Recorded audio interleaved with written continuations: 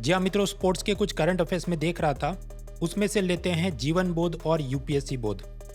सबसे पहले tennis star से सीखेंगे अपमान का बदला कैसे लिया जाए, और भारत के क्रिकेटर से सीखेंगे आलस्य और अनुशासन का महत्व क्या है। तो इसे मैं कहूँ किले पे चर्चा एपिसोड नंबर 4। पहला प्रश्न, ये टेनिस स्टार नोवाक जोकोविच और बाबूशोनो के बीच क्या डिफरेंस है? सिंपल, जोकोविच अपमान का बदला असहकार यानी कि नॉन कोऑपरेशन से लेता है, जबकि बाबूशोने अपमान के चलते अवसाद यानी कि डिप्रेशन में चले जाते हैं। लेटेस्ट करंट अफेयर से ऐसा हुआ कि ऑस्ट्रेलियन ओपन मैच चल रही है और उधर एक ये टेनिस का कमेंट्री वाला था टॉनी जोन्स। उसको सपना आ गया कि मेरे को अब से नवजोत सिंह सिद्धू बन जाना है। Novak, he's overrated. Novak's a has-been. Novak, kick him out. Boy, I'm glad they can't hear me. तो वो नोवाक को रोस्ट करने लगा कि Novak is overrated, Novak is has been, wash out है, वगैरह वगैरह। फिर जोकोविच तो मैच जीत गया। मैच जीतने के बाद नॉर्मली विजेता टीवी को एक इंटरव्यू देता है। जोकोविच ने मना कर दिया। We're not used to seeing him refuse an on-court interview. I'll see you next round. Thank you very much. कि जब तक ये कमेंटेटर मेरी माफी नहीं मांगता तब तक मैं इंटरव्यू नहीं दूंगा। Quickly explained by the 10-time champ. The reason why I chose not to do that is because a few days ago, a famous sports journalist here from Australia who works for a main broadcaster of Australian Open at Channel 9 decided to mock, and he made insulting and offensive comments towards me. I was hoping he's going to apologize in public, which he hasn't done yet. यानी कि उसने गांधी जी का जो रास्ता था असहकार, non cooperation, वो अपनाया। फिर पूरे विवाद में इलॉन मस्क और बोरिस बेकर बड़े बड़े लोग आ गए। इलॉन मस्क को इसलिए मजा आ गया कि ये जो लेगेसी मीडिया है, टीवी मीडिया है, इलॉन मस्क उसके खिलाफ है, तो वो कहना इसलिए ट्विटर और ये सब महत्वपूर्ण है। बस तो अल्टीमेटली टोनी जोन्स लाइन पे आ गया और उसने माफी मांग ली। And that is, I do apologise if he felt that I disrespected him. इसमें से हमें क्या सबक लेना है? देखिए, आप कोई भी एग्जाम की तैयारी करते हैं, उसमें भी ये आजकल कंपटीशन इतना बढ़ गया, 1-2 अटेम्प्ट हमारे क्लियर नहीं हो पाते, तो लोग तो ताने मारेंगे, चाहे खुद के पेरेंट्स हैं, रिलेटिव्स हैं, फ्रेंड्स हैं, ये तो वॉश आउट है, हैज़ बीन है, लूज़र है, या इंटरनेट पे किसी ने आपको कुछ बोल दिया कोई कमेंट सेक्शन में। तो अब जो बाबू सोने हैं, उनका स्टैंडर्ड ऑपरेटिंग प्रोसीजर एसओपी क्या होता है कि किसी ने मुझे डिसरिस्पेक्ट किया तो मैं सेल्फ डिस्ट्रक्टिव मोड में चला जाऊंगा। मतलब खाना नहीं खाऊंगा, एग्जाम देने नहीं जाऊंगा, खुद की चीज़ों की तोड़फोड़ कर दूंगा, अपना प्रोफाइल या अकाउंट डिलीट कर दूंगा। मेरे हिसाब से ये सही तरीका नहीं है। फिर कुछ ऐसे होते हैं कि जो डिसरिस्पेक्ट के बाद सेल्फ आइसोलेशन या फ्लाइट मोड में चले जाते हैं, अलग थलग हो जाते हैं सबसे, किसी से बात नहीं करूंगी, एक कोने में पूरा दिन बैठे रहूंगी और बैठ के बस उसी घटना को बार बार याद करती रहूंगी ताकि मैं और डिप्रेशन में चली जाऊं। तो ये भी तरीका ठीक नहीं है। फिर तीसरे टाइप के बाबूशोने ऐसे होते हैं कि उनको लगे मेरा डिसरिस्पेक्ट हुआ है तो वो फाइट मोड में चले जाते हैं, लड़ना शुरू कर देते हैं। इंटरनेट पे अनजान लोगों के साथ वो डिबेट में चले जाएं, फिर वो सामने वाले ने मुझे क्या रिप्लाई दिया उसका बार बार पेज रिफ्रेश मार के चेक करते रहें, अपना ही टाइम बर्बाद होता है। वो ये नहीं समझते हैं कि ये ट्विटर, टेलीग्राम या रेडिट पे आप कोई ऑनलाइन डिबेट जीत भी गए तो यूपीएससी आपके घर पे गाड़ी नहीं भेजने वाली है। आपको सरकारी गाड़ी चाहिए तो आपको एग्जाम पास करना पड़ेगा, तो अपनी प्रायोरिटी क्लियर रखो भाई। ये जो इस बार ऑस्ट्रेलियन ओपन टेनिस टूर्नामेंट हो रही है, नॉर्मल इसको विशेषण दिया जाता था, एडजेक्टिव दिया जाता था हैप्पी स्लैम, कि लोग खुश रहते हैं, मौज करते हैं। लेकिन अलग अलग टेनिस खिलाड़ियों के साथ इस बार ऐसी सब नेगेटिविटी चल रही है कि इसको एंग्री स्लैम बोला जा रहा है। जोकोविच का केस तो मैंने आपको बताया, ऐसा ही कुछ हुआ डैनियल कॉलिंस के साथ। ये मैच जीत गई और उसके बाद इंटरव्यू दे रही थी, तो पीछे जो ऑस्ट्रेलिया का क्राउड है वो इसको सब बूइंग कर रहा था क्योंकि ये अमेरिकन खिलाड़ी है। Danielle, congratulations. That was a roller coaster of a ride. Yeah, I mean, destiny.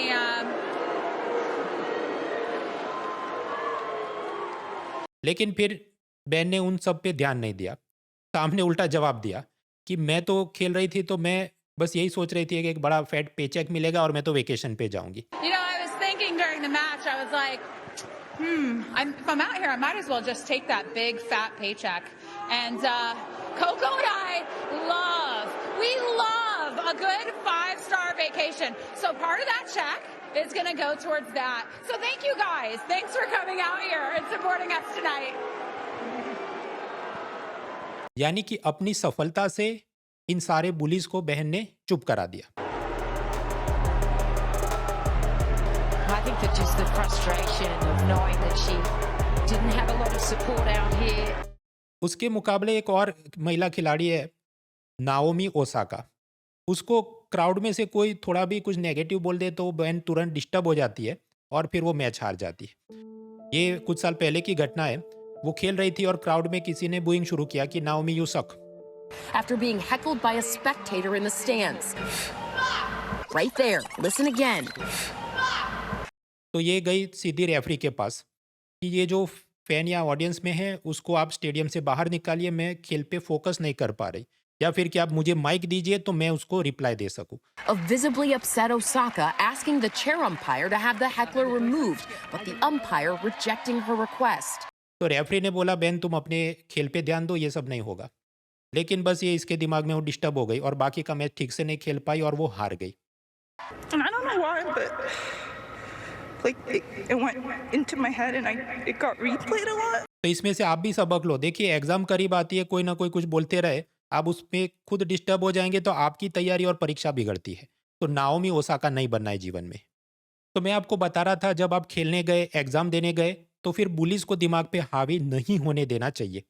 ये डैनियल कॉलिंस और नोवाक जोकोविच से आप सबक लो। अगर आप हैदराबाद में रहते हैं और आपको भी ऐसा कुछ डिस्टर्बेंस आ रहा है, डिसिप्लिन से पढ़ाई नहीं हो रही है या डायरेक्शन सही नहीं मिल रहा है, तो बिल्कुल निश्चिंत रहिए। हैदराबाद में अन अकेडमी की तरफ से 25 तारीख को सुबह 11 बजे एक सेमिनार होने वाला है जिसमें सरमद महराज सर, मुकेश सर, हिमा बिंदु मैम जो एंथ्रोपोलॉजी ऑप्शनल सब्जेक्ट में बड़ा नाम है उनका, इन सब की एक स्पेशल सेमिनार होने वाली है। आप फ्री में अटेंड कर सकते हैं, बाकी डिटेल्स आपको डिस्क्रिप्शन में मिल जाएंगे। ये जो ऑनलाइन ग्रुप में जो नेगेटिविटी चलती है, बच्चे जो परेशान होते हैं, उसका मुझे बड़ा एक कारण ये लगता है, ऑनलाइन स्टडी ग्रुप और आंसर राइटिंग फीडबैक के ग्रुप ये लोग जो टेलीग्राम और रेडिट पे बना देते हैं। देखिए ऐसे कुछ ग्रुप बनाने से कुछ होना है नहीं। पहला, इधर सब सीटियाबाजी फ्लर्टिंग चलती है। दूसरा, इधर आप कुछ लिखते हैं, सामने कुछ लोग नेगेटिव फीडबैक देते हैं, फिर आप वो डिप्रेशन के लूप में, और उनको रिप्लाई करने में घड़ी घड़ी वो अपना पेज रिफ्रेश मार मार के उन्होंने क्या लिखा, मैंने क्या जवाब दिया, वही सब में लगे रहते हैं। और तीसरा, बहुत सारा स्टडी मटेरियल का स्पामिंग होता है, तो आपका पढ़ाई पे फोकस ही नहीं रहता कि क्या पढ़ूं और क्या छोड़ूं। तो मेरी तो आपको सलाह है, ये सब online study group, answer writing feedback, ये सब की जो किताबें हैं जो आपको टीचर्स बता रहे, उतना पढ़ के आगे बढ़ो। मित्रों, आजकल चंबल में डाकू कम क्यों हो गए हैं? क्योंकि उन सब लोगों ने दिल्ली और कोटा में कोचिंग क्लास खोल दिए हैं। उसी तरह यूट्यूब पर ट्रोलर्स आजकल कम दिखते हैं मुझे, क्योंकि वो सब रेडिट, ट्विटर और टेलीग्राम पे चले गए। तो आपको जीवन में सुख चाहिए, शांति चाहिए, क्या करना चाहिए? रेडिट, ट्विटर, टेलीग्राम तीनों का बहिष्कार करो, अपनी पढ़ाई पे ध्यान दो। एग्ज़ाम, देखिए मेरे तो अकाउंट हैं, क्योंकि मुझे तो एग्ज़ाम देनी नहीं है, मुझे तो वहाँ पर भी कुछ ना कुछ पोस्ट वगैरह डाल के अपने कोर्सेज बेचने हैं, तो इट इज़ जस्टिफाइड कि मैं वहाँ पर कुछ एक्टिविटीज़ करूँ। आपको नहीं करनी चाहिए, आपको परीक्षा में ध्यान देना चाहिए। दूसरी एक बड़ी बात, टेबल पे किताबें कम रखो, वरना बहुत सारी किताबों का जमावड़ा रहता है, तो अपनी एंग्जाइटी, बोर्डम बढ़ जाता है कि मैं क्या करूं क्या करूं, और उसी एंग्जाइटी और बोर्डम में फिर आप एस्केप ढूंढते हैं। कैसे? मोबाइल पे कुछ चेक कर लेता हूं, कुछ क्या यूट्यूब पे चल, कुछ व्हाट्सएप में देख लेता हूं। तो अपने को ये सब नेगेटिव फीड लूप में से बचाना है, तो आप किताब एक दो जो पढ़ने हैं उतने ही रखो, बाकी किताबें दूर रखो। पढ़ने बैठे तो मोबाइल फ़ोन भी मेरे हिसाब से आपको दूसरे रूम में रख देना चाहिए। मैं तो जब भी ये काम करना होता है फ़ोन दूसरे रूम में रखता हूँ, ताकि अपना फोकस बनाए, वरना घड़ी घड़ी इच्छा होती है क्या हुआ क्या हुआ। अब कुछ लोग कहेंगे हम तो जो पढ़ाई करते हैं वही लैपटॉप पे या मोबाइल पे कुछ ऑनलाइन हम तो पढ़ाई कर रहे हैं, तो क्या किया जाए? तो मोबाइल में आप एक फ्री ऐप इंस्टॉल कर सकते हैं, फॉरेस्ट ऐप। ये ऐसा है कि इसमें आप 30 मिनट का टाइमर डाल दो, तो 30 मिनट तक फिर आप जो काम करें उतना ही करो। बाकी व्हाट्सएप या ट्विटर कुछ खोलने बैठे तो वो पेड़ जो उग रहा है वो मर जाएगा, और आपको अपना ऐसा फॉरेस्ट बनाना है, ऐसा एक गेम चलता है। तो बेसिकली आपका फोकस बना रहता है। एक दूसरा भी ऐसा ऐप है वन सेक।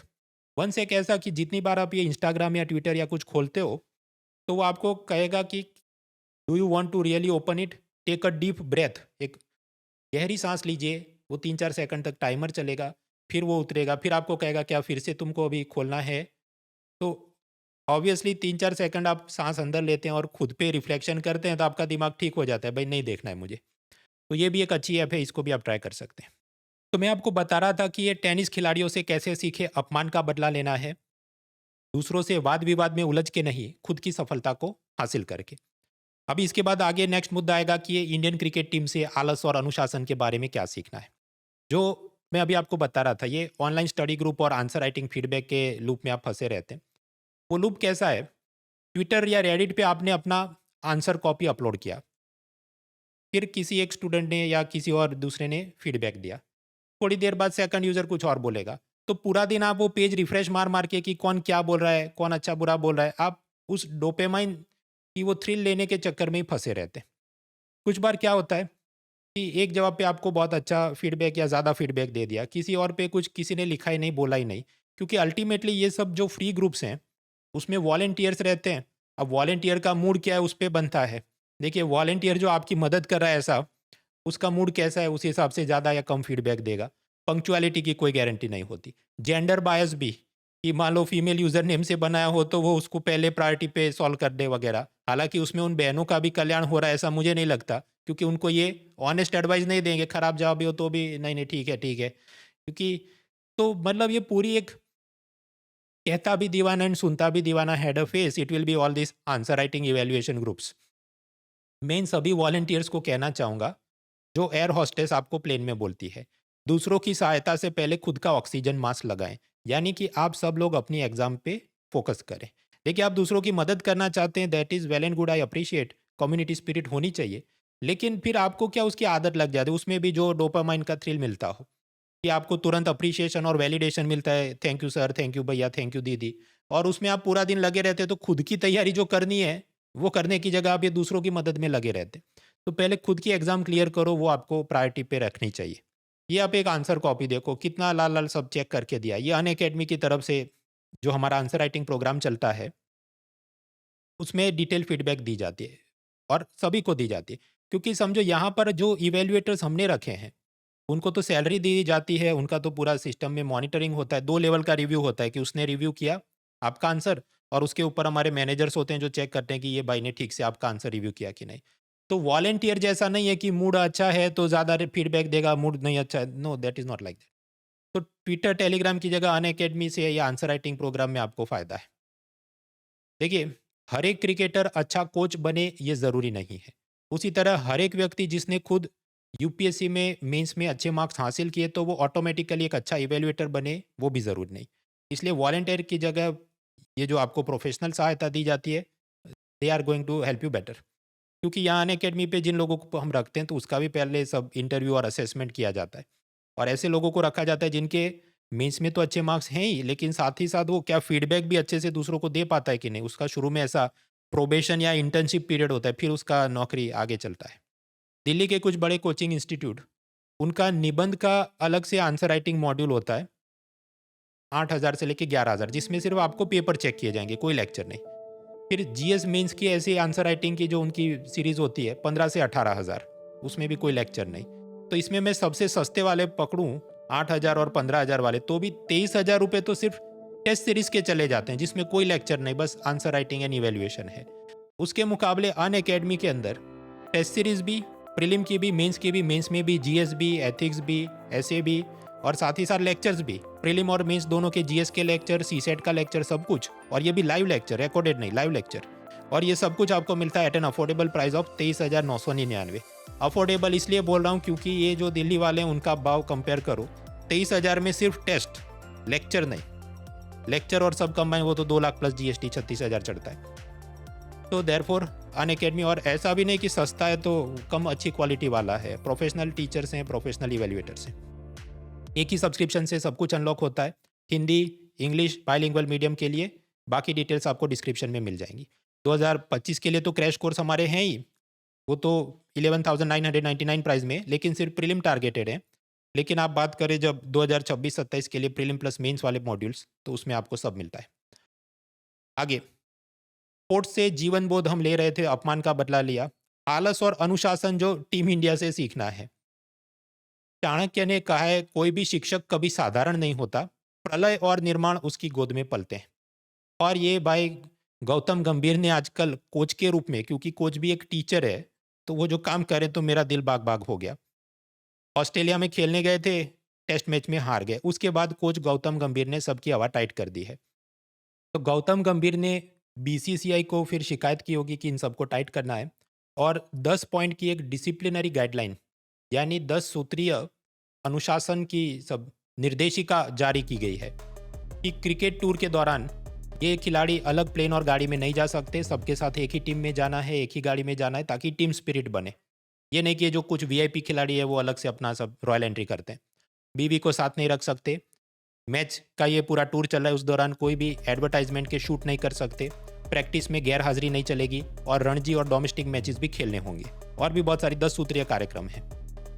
तो ये गौतम गंभीर ने जो किया उसे देख के मुझे ऐसी फील मिली कि एक तरफ एक आईएएस या आईपीएस है और सामने कुछ मिनिस्टर और वीआईपी हैं जो अपनी अलग चौड़ में चलते हैं। अब नॉर्मली तो मिनिस्टर और वीआईपी का ही समय चलता है, लेकिन कुछ बार जब उनकी ग्रह दशा ठीक नहीं होती है तो आईएएस आईपीएस काफ़ी हावी हो जाते हैं और फिर सिस्टम थोड़ा हिला देते हैं। चाहे वो आईएएस इलेक्शन कमिश्नर के रूप में हो, जैसे टीएन शेषान जो उन्होंने चुनाव प्रक्रिया में काफ़ी सुधार किए थे 90s के ज़माने में। उनसे पहले ये जब भी इलेक्शन हो तो सब बूथ कैप्चरिंग और काफ़ी धांधलियाँ होती थी। कंट्रोलर एंड ऑडिटर जनरल के रूप में जब आईएएस ऑफिसर हो, या इवन आरटीआई एक्ट में कोई जानकारी नहीं दे रहा है सरकारी विभाग वाला और सीआईसी के रूप में आप इंफॉर्मेशन कमिश्नर के रूप में बैठें, तब आप अपना जलवा दिखाएं। तो मतलब जैसे शिक्षक सामान्य नहीं हो सकता, आईएएस या कोई भी पुलिस ऑफिसर है या कोई भी बाकी स्टेट सर्विस में भी ऑफिसर है, अगर वो अपने दमखम पे आ जाए तो वो कुछ बड़ा हासिल कर सकता है, सिस्टम में सुधार कर सकता है। ये जो 10 सूत्रीय कार्यक्रम में बोला गया कि टेस्ट मैच से पहले रणजी में खुद को साबित करना होगा, तो ये जो अपने बड़े खिलाड़ी हैं, रोहित शर्मा रणजी में अभी 3 रन में आउट हो गए, शुभमन गिल वो 4 रन पे आउट हो गया, और भी जो खिलाड़ी हैं वो भी 1, 2, 3, 4 रन में आउट हो गए, ताश के पत्तों की तरह धराशायी हो गए। खैर, हमें इसमें से जीवन बोध ये लेना है कि असली यूपीएससी से पहले मॉक टेस्ट भी देने चाहिए। जस्ट लाइक टेस्ट मैच या इंटरनेशनल टूर्नामेंट से पहले रणजी खेल लेना चाहिए, ताकि खुद को अपना स्तर पता चल जाए। ऐसा नहीं कि लोगों के इधर कम रन आए तो अभी ज़िंदगी में कभी कुछ बड़ा स्कोर नहीं कर पाएंगे, लेकिन एक खुद को सेल्फ असेसमेंट तो मिलेगा कि भाई मुझे और मेहनत करनी है। तो इस 26 जनवरी अनअकैडमी की तरफ से UAI PMT ऐसी फ्री मॉक टेस्ट होगी। 2 घंटे की टेस्ट है, 100 सवाल उसमें होंगे, सुबह 11 बजे से 1 बजे तक। 100 सवाल 2 घंटे, मतलब रियल यूपीएससी प्रीलिम का जीएस पेपर होता है, उसी लेंथ का और उसी प्रकार का हमने बनाया है। फ्री में दे सकते हैं, इसके भी डिटेल्स आपको डिस्क्रिप्शन में मिल जाएंगे। तो इसे मैं कहूँगा किले पे चर्चा का जो भी एपिसोड 4 या 5 और एपिसोड के लिए चैनल को सब्सक्राइब करें। पुराने अगर मिस हो गए हैं तो प्लेलिस्ट भी देख सकते हैं। Let's crack it. Unacademy. Let's crack it.